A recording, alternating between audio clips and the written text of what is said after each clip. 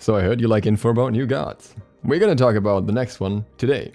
Ahoy, my name is Duke, and today we're looking into a new teaser for the next god, or rather goddess, Morgan Le Fay, or Morgana, depending on which name you want to use. It seems like Smite is gonna use Morgan Le Fay so far, but anyways, there has been a teaser on Twitter. Savvy Squints received a letter or something from Hyris, a message which gives us some more information about this upcoming character. Before we get into that, a quick reminder that there's a gem sale going on at the moment, and if you're planning to buy gems and you want to support me a little bit, I'll put an affiliate link down below, or you can use the Epic creator code SLOTH. Just a nice way to support me if you're getting gems anyways. Now let's get into this mysterious message. I'm gonna read it out first and then we'll go into more detail. When I close my eyes at night, the patterns dance behind my eyelids. After completing Sigil Mastery, these symbols appear as though they've been burned into my vision, constantly tempting me to invoke their power and set them free. My soul exists within the energy I produce, and I send these images of myself off to knock on the doors of my enemies. I kneel to no one, for I am second to no one. My kingdom is waiting. I have always sensed this power within me. For as long as I can remember, I knew I was destined for more than others were willing to give. I have felt my spirit guide me through the lessons I've learned, showing me the way to greatness. Now, after all this time, serving others and learning from their weaknesses, I'm ready to seize my fate. My kingdom is waiting. And underneath we already find a note for 3 PM ET on May 26th, a Twitch Smite game, obviously for the next upcoming patch, which will include Morgan Le Fay. Along with that, Savvy captioned the image as follows: received a surprise package from Smite Game. I wonder what all of this could mean. Guess we'll find out on May 26th. Hashtag the Dark Enchantress. So the Dark Enchantress will likely be the name of the patch, and probably also Morgan's title in game. By the way, this makes me think if they're gonna call her Morgan, it's gonna be a really messy situation for the casters between Morrigan and Morgan. Now, if we look closely at this text, we can find a further hint, and that is in the capitalization of some words. The words Sigil Mastery are both written in capital letters, and that to me likely means that this is actually referencing an ability in her kit. And for this, we need to refer back to Morgan Le Fay's data mining. What we find here is her passive, which comes with the sword rune, and up to 5 runes from A to E. This passive also has effects on other abilities, ability 3 as well as the ultimate. And I honestly think the most likely scenario here is that Sigil Mastery is actually the name of her passive. Since it is called Mastery, that seems more fitting to me than having it be an ability itself, though of course it could also be ability 3 or the ultimate.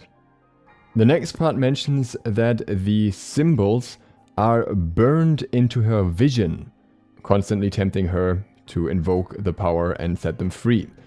Now this could mean that they just appear in the passive meter, and that's just a bit of a joke, or it could mean that this provides some sort of visual effect on the screen.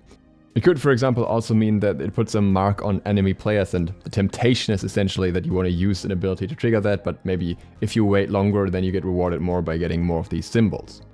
And at this point we have to refer back to her original teaser in the 2021 God lineup.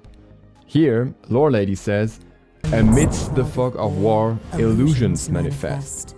Since her data mining is very cryptic, at some point I started wondering if this illusions part is actually relevant to her kit, or if it was just more of a lore aspect, but now with this additional bit of information, I'm pretty sure we will see some sort of illusions in her kit. Because the next line says, my soul exists within the energy I produce, and I send these images of myself off to knock on the doors of my enemies. So it's very clear that there will be some form of illusion that looks like herself, some sort of decoy that can somehow approach enemies. This very likely interacts with the passive, which makes me think this is very likely the ultimate, which does somehow work with the marks from the passive. At the same time, based on its current description, the ultimate is still a 3 projectile ability, and it has different sizes for these projectiles. So I'm not sure how this will work together with the illusions. If you can fire off the illusions towards enemies, and then what do they do? There's no other information what comes after that except you have a lifesteal buff. So the purpose of the illusions in itself remains unclear and is also not further specified in the text here. Though based on what we have so far, it doesn't sound like they're exactly fighting themselves. The second part of the text is even more cryptic, and at this point it becomes a little bit more of the type of stuff you had to do in school. Interpret what the author was trying to tell us with their message and then completely overinterpret it. What is very obvious here is that this one line is repeated, "My kingdom is waiting." I'm not sure if this will have a deeper meaning though, maybe this is just basically a reference to us waiting for her release. One part that stands out is her statement that she was destined for more than others were willing to give.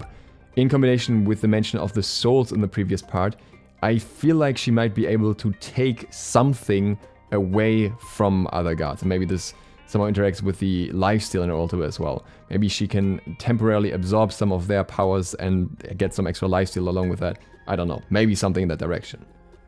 Additionally, she mentions having felt a spirit guide her through the lessons she's learned, showing her the way to greatness, and maybe the spirit will take appearance in the battleground of the gods somehow as well. Though again, we cannot find anything about that in the data mining yet. The second last line is interesting as well. Now after all this time, serving others and learning from their weakness, I'm ready to seize my fate. Maybe she'll have some sort of ability to expose weaknesses, maybe reducing the enemy's protections, or something more complex than that, maybe something that makes you avoid certain abilities. There is also something else in this picture that's worth pointing out, and maybe one of you will figure out what this is supposed to be. There are these, I don't know, feathers, stones, something around the picture itself. I really don't know what they are supposed to be. They look kind of like rocks that are meant to be painted as feathers or something. But maybe somebody has a better idea what that could be and what that could stand for. And maybe that is another hint at her abilities or her in general. Comment down below if you have any clue about that one.